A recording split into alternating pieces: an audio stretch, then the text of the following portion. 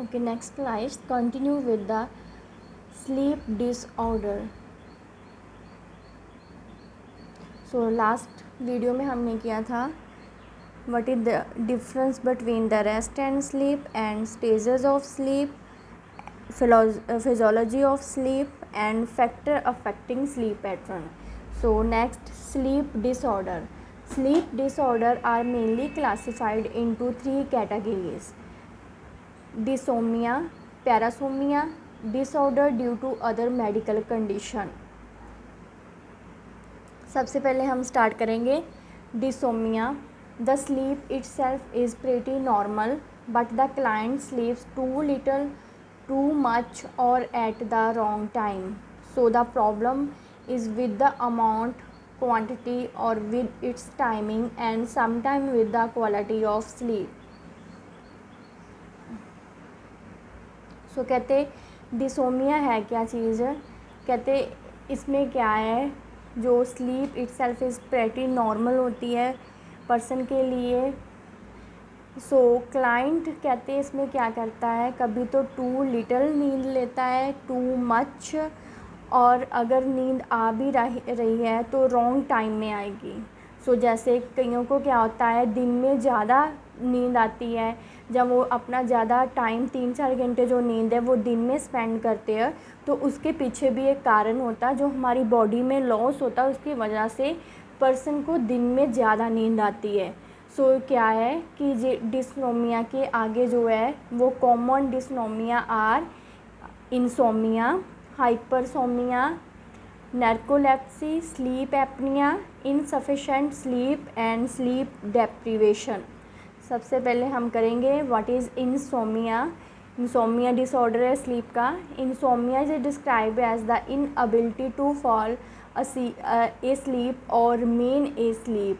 Means इसमें क्या है, हम पूरी तरह फॉल हैं अपने स्लीप पैटर्न में, इनएबिलिटी हो जाती है.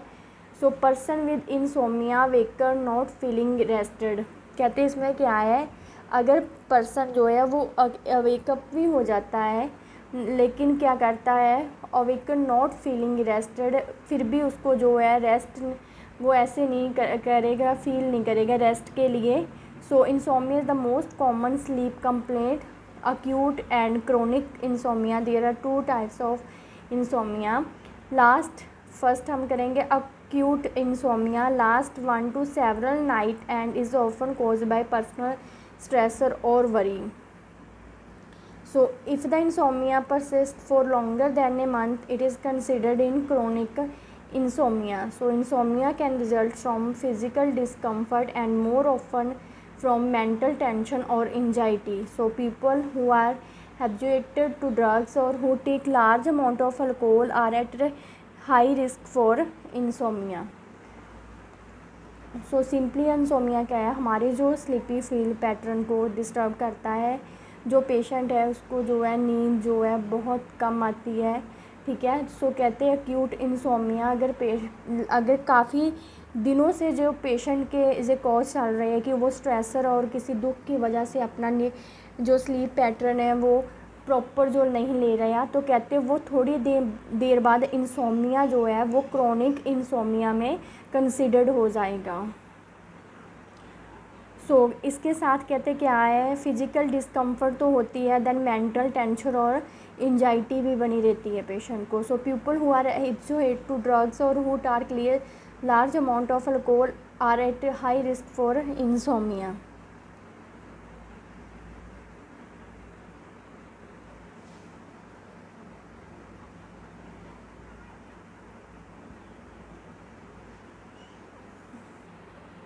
Okay, so next, clinical manifestation of insomnia: difficulty falling asleep, waking up frequently during the night, difficulty returning to sleep, then waking up too early in the morning, unrefreshing sleep and daytime sleepiness and difficulty concentrating and irritability. कहते जो insomnia के जो है clinical manifestation show होंगे कि patient को जहाँ person को जैसे क्या है डिफ़िकल्टी होगी स्लीप के पैटर्न में, then walking up frequently during the night, difficult turn, अगर एक बार नींद जो पर्सन की उखड़गी तो दोबारा जो है उसको प्रॉब्लम आएगी. Then walking too early in the morning, कई बार क्या होता है पर्सन ज़्यादा जो मॉर्निंग टाइम में जो है वो उनकी नींद जो है उठ जाती है। So unrefreshing sleep, day time sleepiness, difficulty concentrating, इसकी वजह से वो दिन में कहीं भी कंसंट्रेट नहीं कर पाते। मीन्स उनको ये लगेगा कि कहीं पर भी बैठे हैं तो जैसे उनका नींद को जो है वो आकर अटैक करना स्टार्ट कर देगी, और जिसकी वजह से इरिटेबिलिटी बनी रहेगी पेशेंट के बीच में। सो इंसोम्निया का ट्रीटमेंट क्या है? Treatment is development of new behaviour pattern that include sleep. So कहते हैं इसमें जो सबसे पहले हमने अपना बिहेवियर पैटर्न जो है वो डेवलप करना है। Then create a sleeping environment that induce sleep, then create positive sleep thought. हमें जब भी सोना है तो जो पॉजिटिव स्लीप थॉट है वो मतलब रिगार्डिंग लेकर सोना है, यानी कि सोते टाइम जैसे मतलब ऐसी कंडीशंस को याद करना है तो उसकी वजह से हमारा रात टाइम जो स्लीप पैटर्न है वो डिस्टर्ब हो जाए। सो नेक्स्ट है हाइपरसोमिया। Hypersomnia refer to condition where the affected individual obtains sufficient sleep at night but still cannot stay awake during the day। कहते हैं हाइपरसोमिया मीन्स हाइपरसोमिया का मीनिंग ये आ गया कि पेशेंट प्रॉपर अपनी सफिशेंट जो है अपनी स्लीप है वो नाइट टाइम ले रहा है, लेकिन फिर भी वो जो है मॉर्निंग में डे में जो है वो अवेकअप नहीं कर पाएगा प्रॉपर तरीके से, can not stay awake during the day.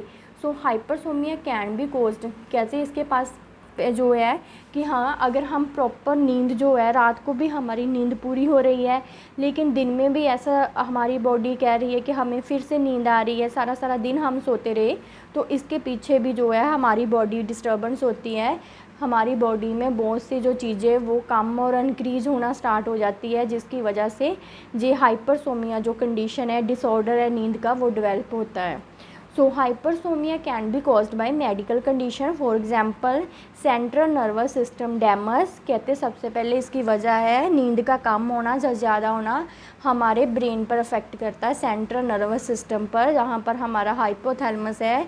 सो कहते ये जो है रेगुलेशन प्रॉपर काम नहीं कर पाता, सो इसकी वजह से कहते मे बी पेशेंट जो है हाइपरसोमिया में जा सकता है। देन कहते सर्टन किडनी लिवर और मेटाबॉलिक डिसऑर्डर, कई बार हमारे मेटाबोलाइजेशन का ही डिसऑर्डर का जो है वो प्रॉपर फंक्शन नहीं कर पाते, इसलिए कहते हैं किडनी लिवर की वजह से भी हाइपरसोमिया हो सकता है। Then such as diabetes acidosis and hypothyroidism की वजह से भी जो है हाइपरसोमिया होने के ये कॉज है।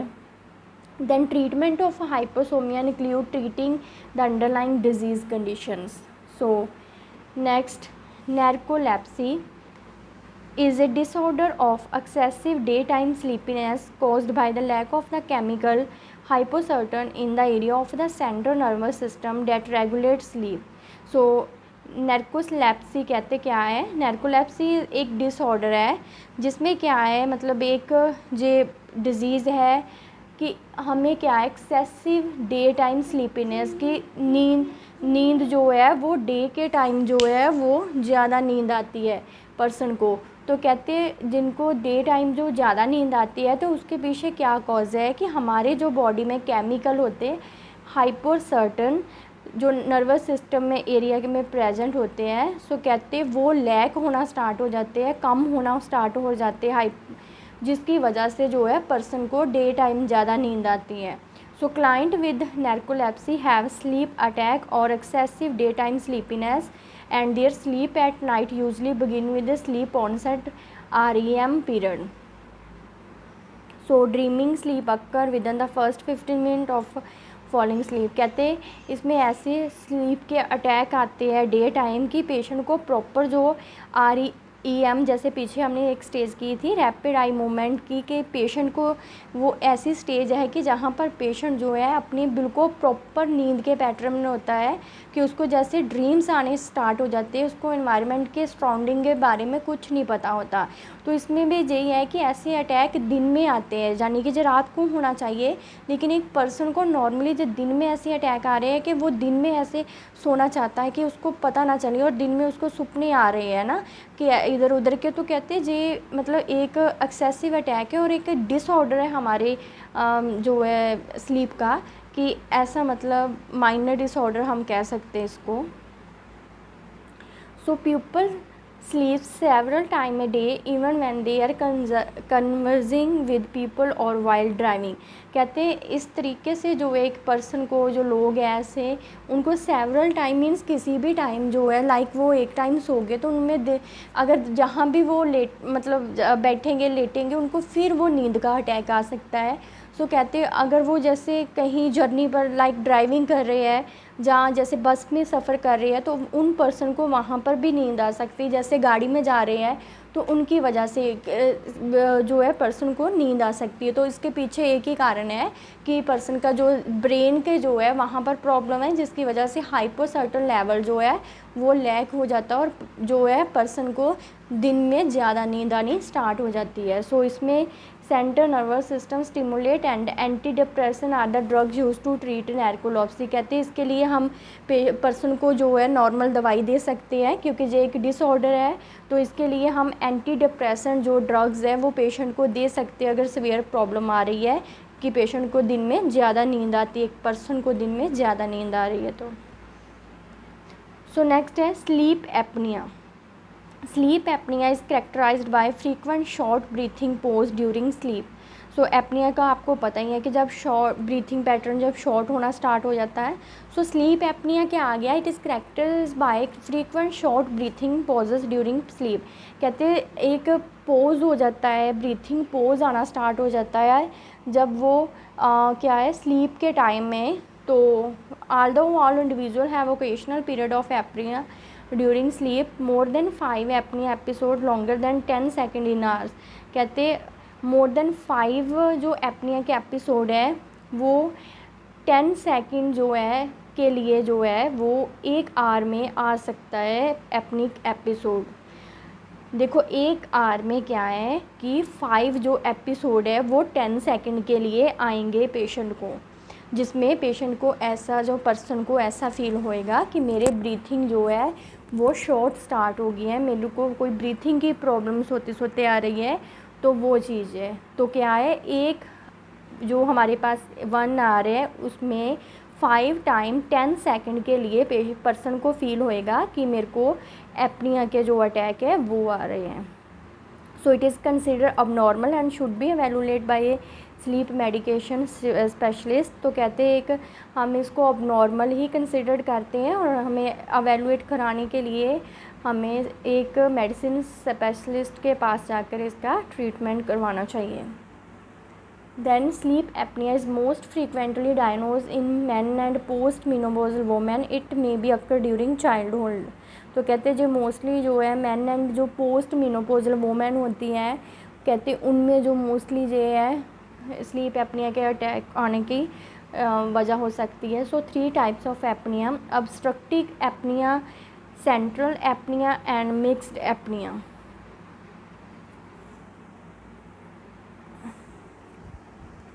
So obstructive apnea occur when the structure of the pharynx or oral cavity block the flow of air।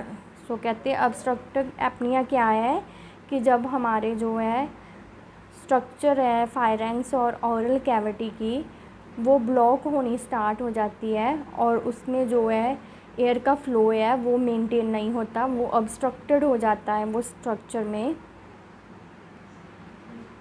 Then enlarged tonsil and adenoids or deviated nasal septum, nasal polyps and obesity predispose the client to obstructive apnea। सो कहते हैं ये जो सारे cause हैं like हमारे tonsil हो जाते हैं, जहाँ एडिनोइड्स हो जाते हैं, जहाँ कोई नेजल सेप्टम की प्रॉब्लम आ रही है, पॉलिप्स हो गए हैं, तो उसकी वजह से कहते हैं जो है ऑब्स्ट्रक्टिव एपनिया हैपनिंग हो सकती है, हो सकता है। जो treatment include surgical removal of tonsil, correcting nasal symptom and weight loss में बी हेल्पफुल। तो कहते हैं अगर टॉन्सल की वजह से है, जहाँ नेजल सिम्टम की वजह से है, तो इसकी तो हमें प्रॉपर जो है सर्जरी करवानी पड़ती है, जो रिमूवल मतलब टॉन्सल टॉन्सिलाइटिस जो सर्जरी होती है कि रिमूवल ऑफ टॉन्सल, तो वो करवानी पड़ती है। देन कहते हैं वेट लॉस, कहीं का वेट गेन होने की वजह से भी ये ऑब्स्ट्रक्टिव एपनिया हो सकता है, तो हमें वेट लॉस करवाना होता है इसमें। Then second types of sleep apnea is central apnea.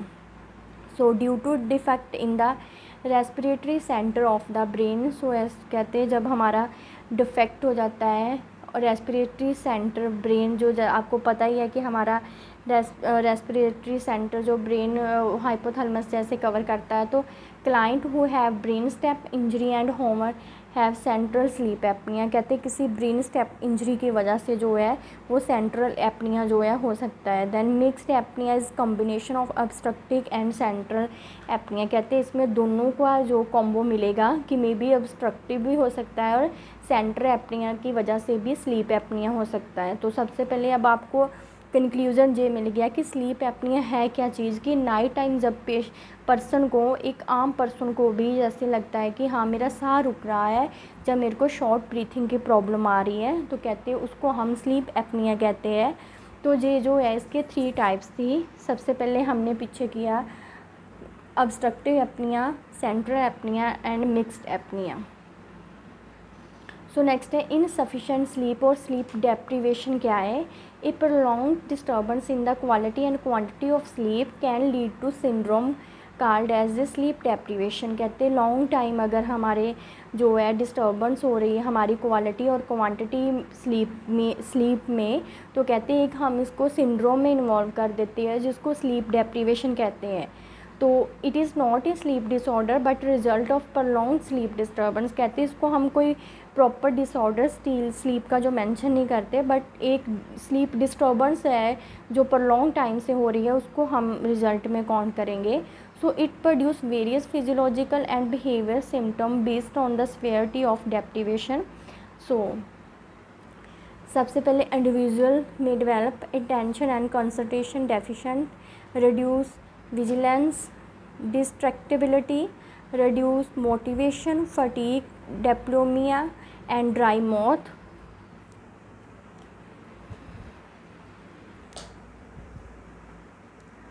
So insufficient sleep के आपको पता चल ही गया। इंडिविजुअल में develop intention and concentration deficient की वजह से, reduce vigilance, distractibility, reduce motivation, fatigue, diplopia and dry mouth. Diplopia जैसे आइज़ की प्रॉब्लम होती है, आई साइड की प्रॉब्लम आ जाती है उसको कहते हैं।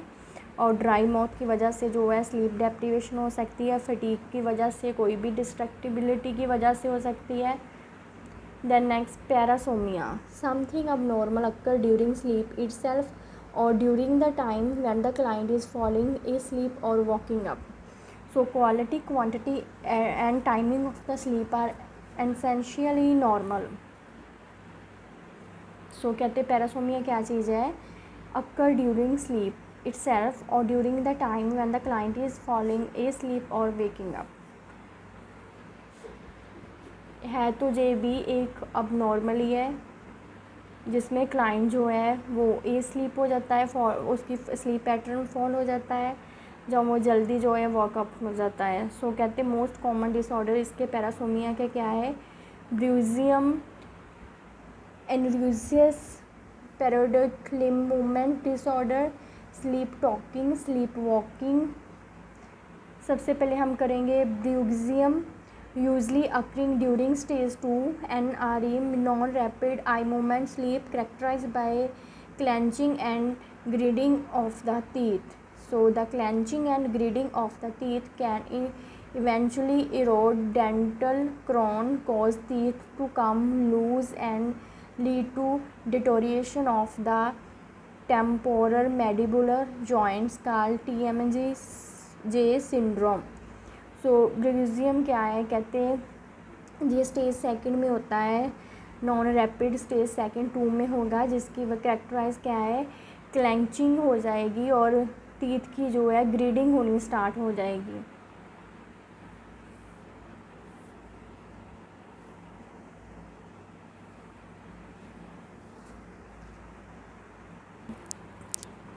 सो क्लेंचिंग एंड ग्रीडिंग का आपको पता ही है कि जैसे एक पकड़ बन जाती है दो टीथ की, जैसे ऊपर वाले और नीचे वाले टीथ में, और अच्छे से जो है मतलब ग्रीडिंग की, जैसे पीसना किसी चीज़ को ग्रीड करना, तो ऐसे मतलब कहते हैं पकड़ बन जाएगी। क्लाइंट के जो टीथ है वो दोनों साइड से क्लंचिंग हो जाएगी और ग्रीडिंग मीन वो पीसना एक दूसरे से साथ घिसाना चालू कर देगा।